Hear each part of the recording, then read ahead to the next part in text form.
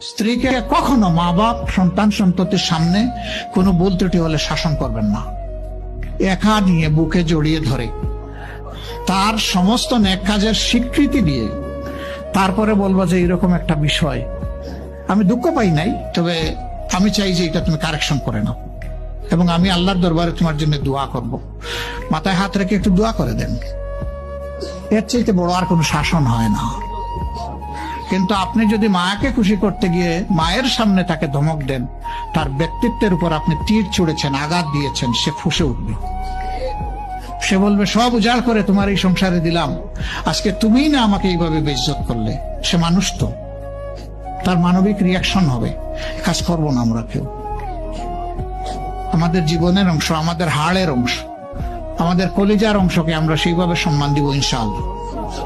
আমরা ভালোবাসবো সে আমার স্ত্রী, আমরা শ্রদ্ধা করবো সে আমার সন্তানের মা। স্ত্রী হিসাবে ভালোবাসা পাবে, মায়ের জাতি হিসাবে সে সম্মান পাবে। এই দুইটা ব্যালেন্স করে যদি আমরা চলি, গড় হবে জান্নাতের টুকরা ইনশাআল্লাহ।